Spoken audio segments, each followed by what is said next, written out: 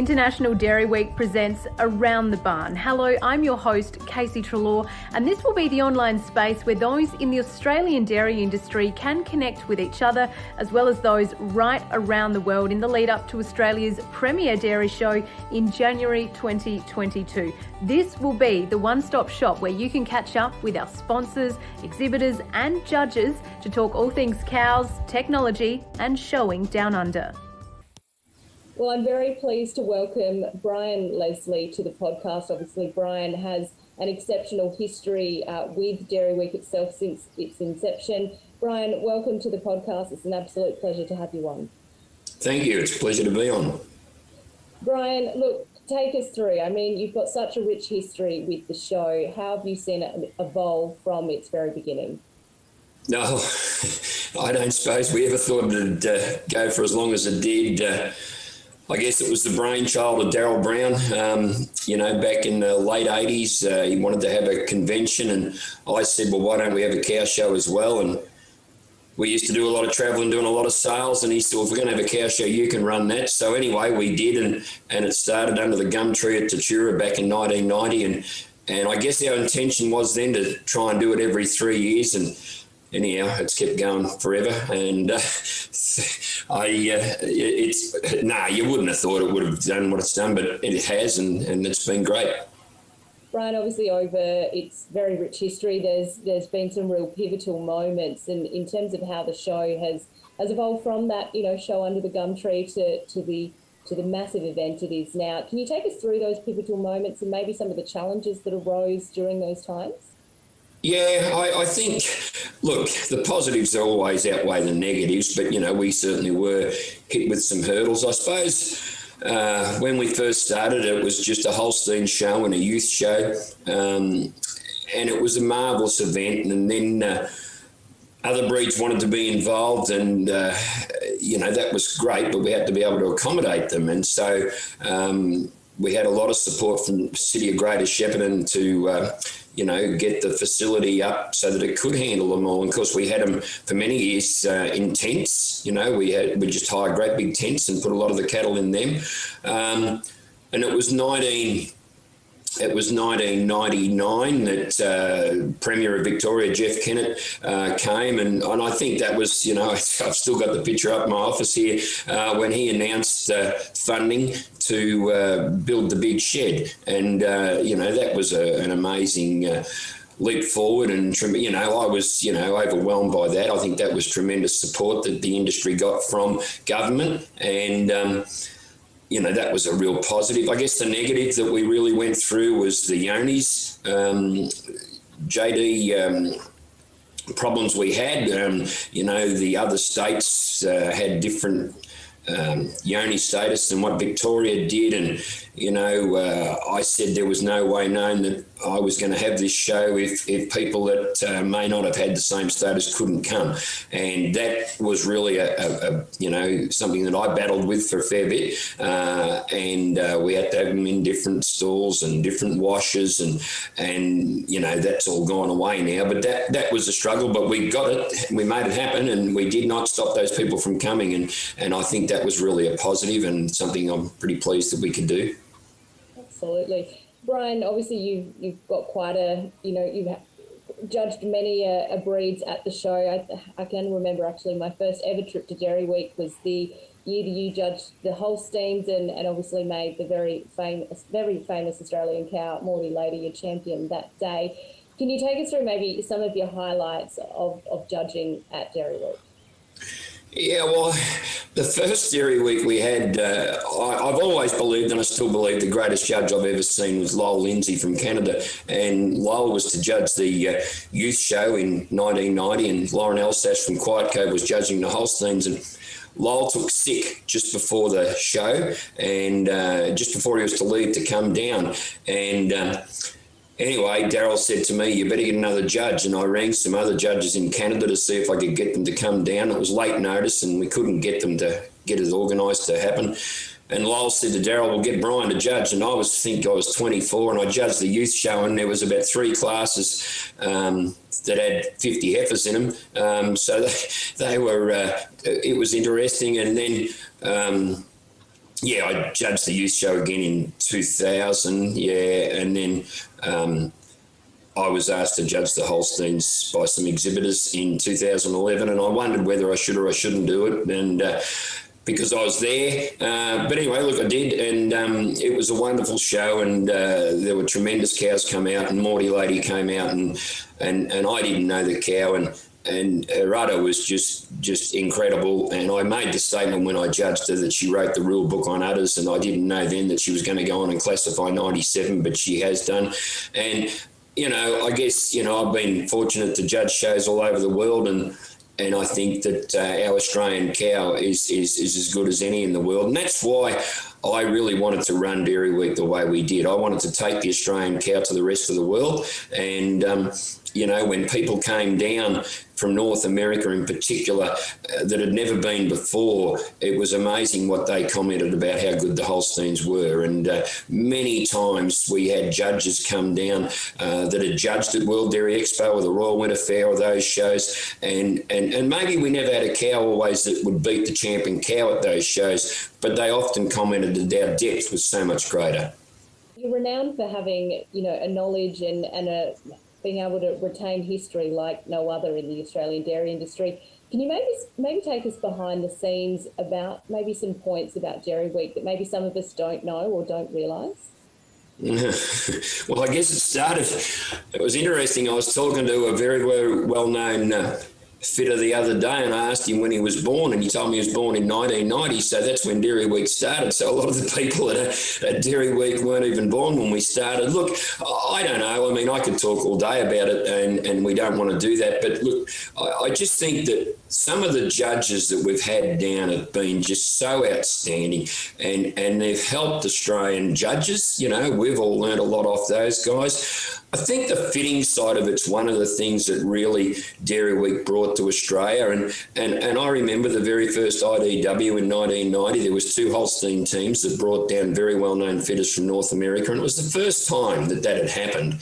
And you know, then, and there would have been opposition to that. And then, you know, then ourselves at our farm, you know, we were showing big teams, and we milked a large herd, and so we physically didn't have the time to do it ourselves from home. So we got these good North American fitters, and they were outstanding, and I think they just did such a good job that everybody started to think, you know, we've got to go, maybe not get North American fitters, but learn off them. And you know, I think, you know, well, I'm not going to mention his name because I don't want to embarrass him, but one of the great fitters and great judges and great cowmen in this country came with our farm to Dairy Week when he was about 13, and he worked alongside, you know, a couple of the very best and learned a lot off them and got to know them, and then he got the opportunity to travel to around the world with those guys. And so there's been a real sharing of knowledge, and I think that's what IDW has done. We had lots of seminars. We had people come out and talk about feeding cows better. It wasn't just about shows. I know it got criticised a little bit for just being about shows, but it wasn't. And I remember many farmers that I knew that were not particularly pedigree breeders had come to IDW, and they'd walk around that judging ring and go through all the stands. And I can remember a lot of them coming up to me and saying, well, I've just been around the world today. You know, and that's what they did, you know, and it was a great meeting place and a great place to share knowledge. And, you know, while I probably ran the shows, I suppose, the rest of Dairy Week was more important because we couldn't do it without the sponsors and without all those other people involved. And, you know, if I didn't have David Blackmore helping run it, you know, through many years, and then later Robin Barber, well, it wouldn't have happened. And those people, you know, David Blackmore and Robin Barber were so important in getting all those people together and making it all happen. And, you know, I guess it worked. Obviously, Dairy Week's not just about the cows, but it's about bringing the people together. Obviously, you've been a big part of the show, Brian, but who have some of the other, you know, big movers and shakers been of the show over the years? Oh, look, without a doubt, you know, Murray Souter at Murraybrook, you know, he brought so much I've always said he's brought so much to this industry, and he was one of those first 2 back in 1990 that brought down He brought down Brian Cascadden, who at the time was just a boy, and he was a fitter. And you know, they presented that team just incredibly well. You know, Walker Bray Triple T Tony was imported from Canada down. She was reserve champion cow that first year. I mean, I can still remember standing next to guys saying, we've never seen a cow like this in Australia. So, you know, that was really positive. I mean, we've seen so many wonderful, wonderful people and wonderful cows involved at IDW and those wonderful sales. And you know, when Declan Patton had that heifer in that made $251,000, I mean, how good was that for Australia? I mean, that to me was a tremendous, tremendous promotion for Australian Holsteins. Yeah, she was an imported embryo, but, you know, he brought the embryos to Australia. She created that much interest. It was unbelievable. Like I had many of the leading AI people, you know, getting me behind a tent, talking to me about how they were going to go about trying to buy her and all that. I didn't know what she was going to make, but they wanted her and they bought her. And I mean, that was a highlight for Dairy Week for sure, and the Australian industry. Absolutely. And Brian, look, we'll go back to judging. Obviously, you'll be back in the ring again this year.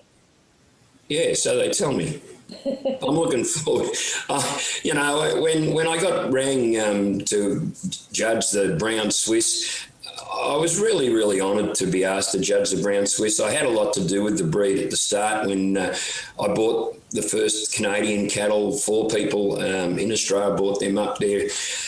Was obviously in the 80s. Brent Walker and I travelled through Ontario buying them. You couldn't bring them out of America at the time, and you know, we didn't have Brown Swiss in Australia really. And then I bought the Terra Nova Sarajevo cow. I was in the US, and I remember seeing Bert Stewart, one of the great cowmen of all time, and he was down at the Ohio State Fair, and he said, "What are you doing in Canada?" I said, "I'm looking to buy some Swiss." He said, "There's a heck of a 3-year-old up there." He said, and there was no mobile phones and no internet, no nothing like that in those days. And he knew I was really friendly with Brent Walker and the crew there. And he said, "Get onto them and tell them to go and have a look at her." And so I rang him that night from the motel, and they went and looked at her, and then I flew up and we saw her and we bought her. And it was a great thing because she got champion cow at the Royal Winter Fair that year, and we owned her. And she's still the only Australian-owned animal to be champion cow at the Royal Winter Fair. We tried to import her to Australia. She didn't pass one of the health tests, and so we got embryos down, and the Sarajevo family, I don't need to tell anyone in the Brown Swiss breed what it is, but it's been a marvellous family. And we had the first ones born at our place, and then I sold them all. And luckily, I sold the best ones to the Govets, and they're great cow people. You know, you can have great cattle, but if they don't go to great cow people, you never hear of them again. And those people, you know, did a marvellous job with those cows, and they got champion with the cow that was bred at our place, the Pooley Bridge Tradition Sarajevo cow, a couple of times. And I've really been interested to watch the progress of the breed. And so I'm looking forward to judging the Swiss at this forthcoming show for sure. Brian, we've touched a fair bit on the history of the show. Where do you see the future of Dairy Week headed? Oh, I think the future is tremendous. And I should have pointed out, we had a lot of bad droughts over the 30 years of Dairy Week, and especially in this area. And I remember many people saying on a couple of years when there was no water, etc., milk prices were low, "Oh, you won't have Dairy Week." I said, "We'll have it all right, because people need it. It's a great thing for people to get together and talk about other things apart from the obvious." And that's why I'm looking forward to this year. We've gone through all this pandemic. Let's get it over. Let's be positive, and let's have an event that everybody within the dairy industry can enjoy. And that's what I'm really looking forward to more than anything. In regard to the future of Dairy Week, I think it's in marvellous hands. I mean, everyone knows who I am. I'm old-fashioned. I've got no knowledge of technical stuff, and the folk that are running Dairy Week have, and that's what we need. They're going to take it to the next level, which I would never have done, and I'm excited about that. I think that's tremendous, because it's got, you know, look at what we started with to where it is now. You know, the first cows came to the show with rugs on. You know, there was no such thing as clipping top lines, all that. We've gone through all that. I think the future is unlimited for IDW, and I look forward to it. Absolutely, as do we all. Well, Brian, it's been really an honour to interview you yourself and go through tap into some of those real historical moments that have made Dairy Week what it is today, and making the future bright for it as well. And obviously in an industry where we need an event like this each year to come together. Brian, thank you so much for joining us. It's been a pleasure to talk all things Dairy Week. Thank you, and I might be able to enjoy it a little bit more this year myself, so I'm looking forward to sitting back watching. It'll be great. Well, it's a pleasure to welcome Wayne Bradshaw from JEFO. To anyone who's been to Dairy Week, they definitely would have seen the JEFO tent right there by ringside. Wayne, welcome to the podcast. Thank you very much, Casey. It's a pleasure to be here. Wayne, look, take us through JEFO and I guess the history it's had in terms of having that presence at Dairy Week. Well, Casey, we started in February 28th, 2005, and we started in a monogastric front. But about 5 years after that, we were able to start into the dairy products, the protected products for ruminants. And the first event that I wanted to be at was Brian Leslie's Dairy Week. And that's exactly what we called it. I'd known Brian for a number of years previous to that. And I was always told to be anyone in the dairy industry, you needed to be at Dairy Week, and that's what I wanted to do. So we attended with a small stand on that very first trip, and that's now going on 11 events ago, but 12 years ago it will be in 2022 because of the COVID cancelling last year, of course. But no, such a great combination of the dairy industry with some fantastic genetics and great people who attend. What has Dairy Week, or why has it been so vital and important to a brand like yourself, or like JEFO? Well, we need to talk to market leaders. The products we have that are very unique in the way they're presented to the animals, and something that not a lot of people were doing before. And so therefore, to speak to the industry leaders, the ones that are leading the genetic traits and the ones that are leading the future of the dairy industry, we're all attending Dairy Week. And so that's where we needed to be to talk to them about the successes that we've seen internationally and locally already, and to get on board, I suppose, as partners in their business and to show where the benefits could be in assisting them with their goals. Look, in terms of JEFO, for those who don't know or what the brand's about, look, what does it do for Australian farmers?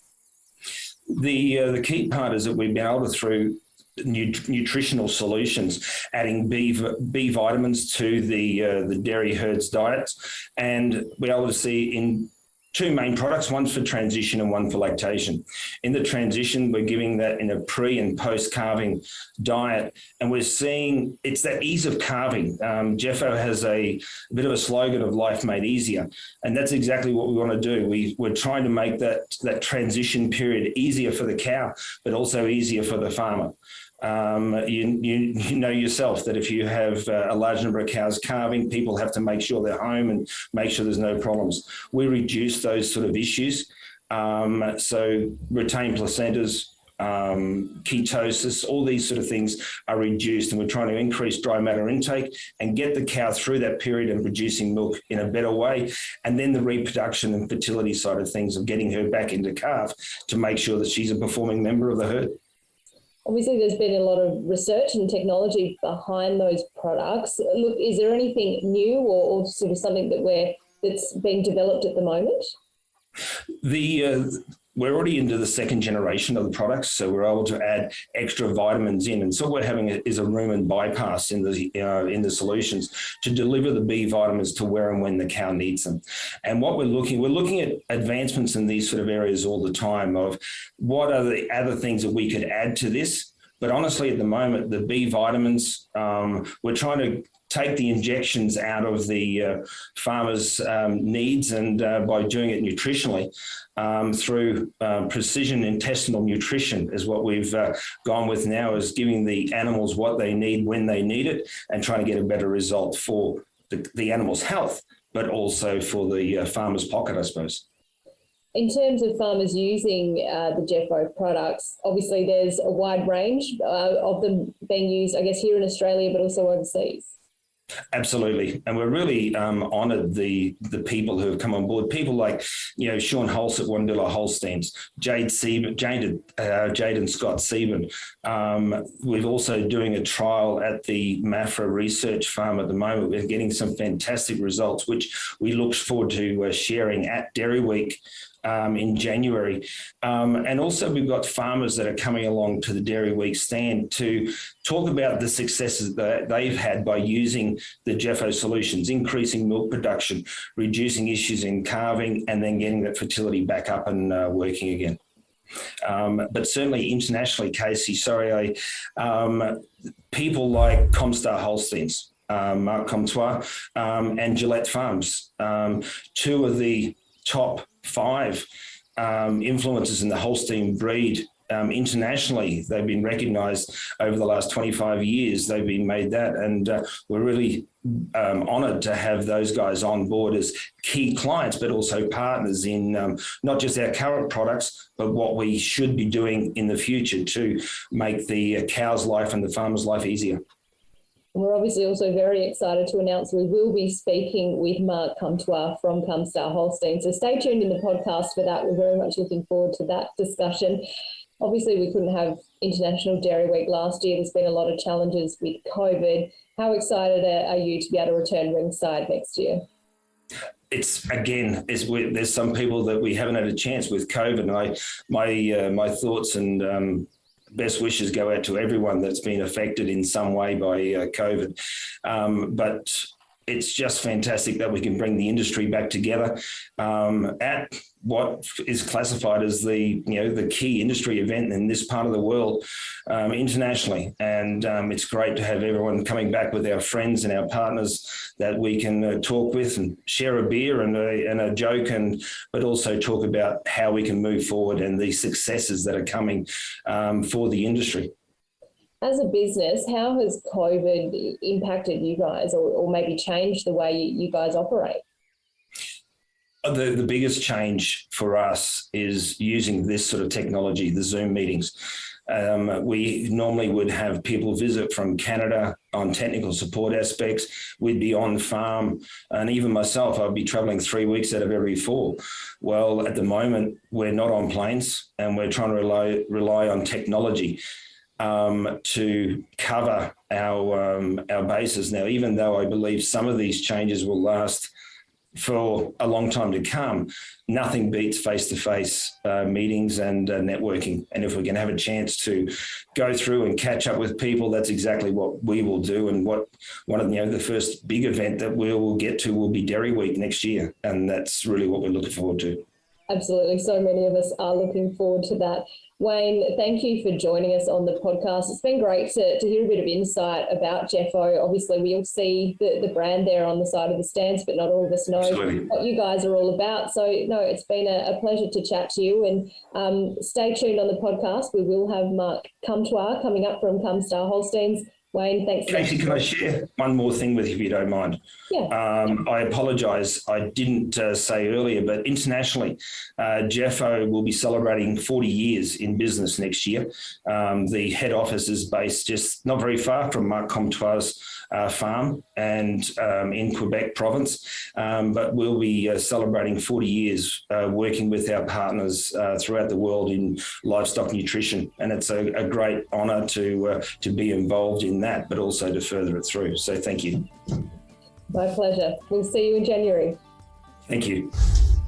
Well, our next guest on the podcast needs very little introduction. We have none other than Marc Comtois from Canada. We feel very privileged to have Marc join us on the podcast. Marc, welcome. It's a pleasure to have you with us. It's a pleasure for me. No problem. It's a great honor for me to attract the people of Australia. Fantastic. Look, Marc, take us through maybe just a bit of history about Comestar Holsteins. The story? Yeah, the story. We are starting at Comestar. My father is a master breeder, but I have a brother with my father, and I started my home farm 1976 at 18 years old, and we introduced Comestar for prefix of the cows.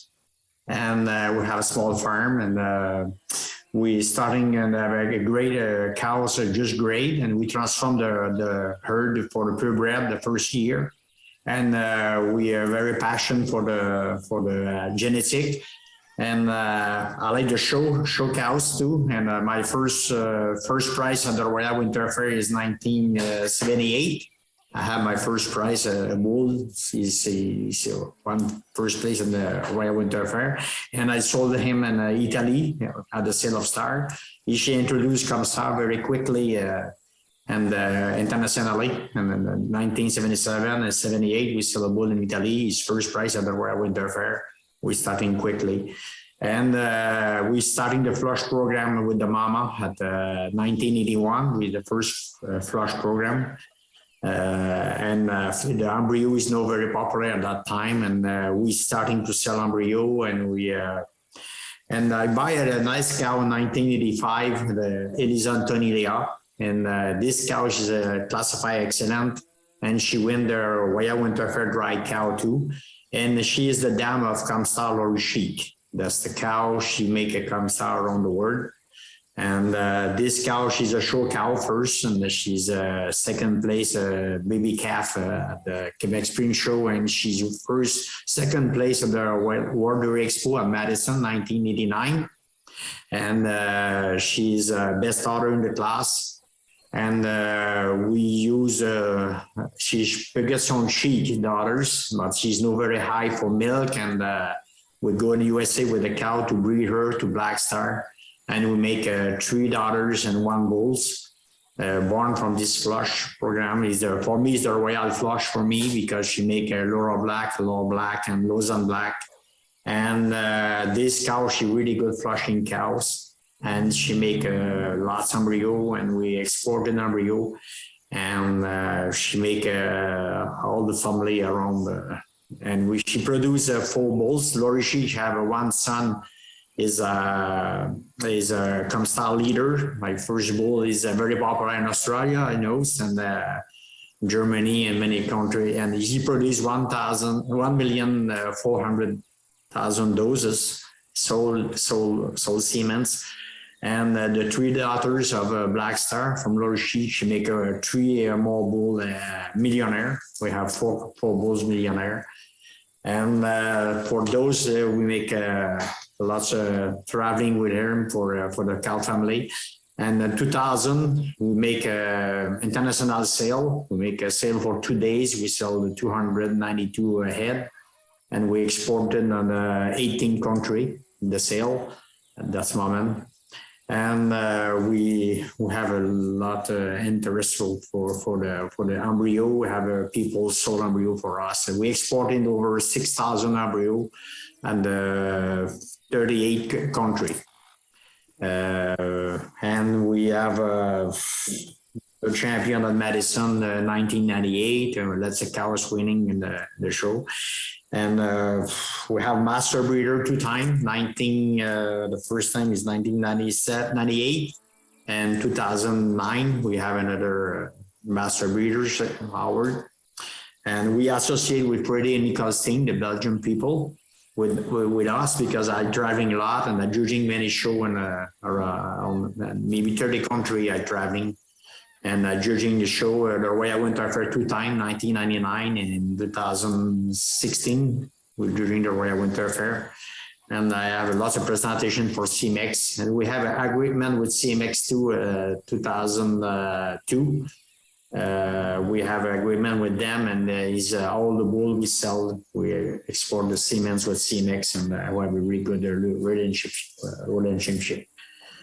In 2009, we started with JEFO for the presentation, the product for prepartum cow. We're flushing lots of cows, and we have a better technique for flushing and prepared cows, and we have using the product for JEFO for 15 years now, and we have a new project for prepartum cows for 30 days before calving. We use a product. We have a successful with that too. And 2012, we introduced the family and with us, and we have my daughter Julie, oldest daughter, and my son-in-law And Steve, my son, is all in the family, introduced with us and at Comestar. And we have lots of prize, what's honor. We have what do you call that? Two master breeder. We have the Hall of Fame in 2000, last 2 years in Canada. We're very proud for that, and many prize we win. And the big story for the cow for we have the award for the breeders are Most influenced breeder. the most influential breeder we got last year. So that was. And she's very proud because all the breeders. Yes. All the breeders around the world vote, and the top 10 is an old friend to me, and is a great honor we got because a breeder vote, and he's spectacular for us, and we have lots of prize. And he's quickly Comestar story. Yeah, so look, obviously the Comestar herd has had an impact around the world, obviously, none other with the Laurie sheep family, with your bulls like Comestar Leader. They've just become synonymous with breeders right around the world, like you said, over in Europe, and quite rightly used a lot here in Australia. And yes, Holstein International did grant you #1 under the most influential herd in the world. Yeah. What was that like to receive that accolade? Was that, reflective of what you thought the Comestar herd, how good you guys were? She's the last every month we have a number, and the number 3 is Hanover Hill, and he's my famous mentor for all life, because he make a sale, he make a cow family, he make a show, and he's a good friend for me, and I learned lots from him. And he's third, and I'm very exciting because I think we closed, and I have a picture with the second one, Mr. Reagan Crest, Frank Reagan, at Madison. We make a picture together, and I think it's you or me. I think the top 10, the top 2. And finally, I call him the day we got the #1. I have a email and a phone from all around the world for a month. Very exciting. And he's good because he's the breeder vote. And they respect that, and I have a very, very happy 13. I traveling everywhere, and the people respect that, and I have a really good story everywhere from the Comestar genetic. The 4 millionaire bulls is only one breeders made that, and the daughter of leaders outside Lyras, and she's Automatic is very close to, and very popular bull around the world too. Now he's famous for Comestar. Now, Marc, going back, Comestar Holsteins was actually the first herd I ever visited when I travelled to Canada. Obviously, it is a hotspot. Well, many people from all around the world come to Comestar Holsteins each year. Yeah. What's it like to host those tours and have people come and visit your farm? For us, the people's coming is my focus for all life.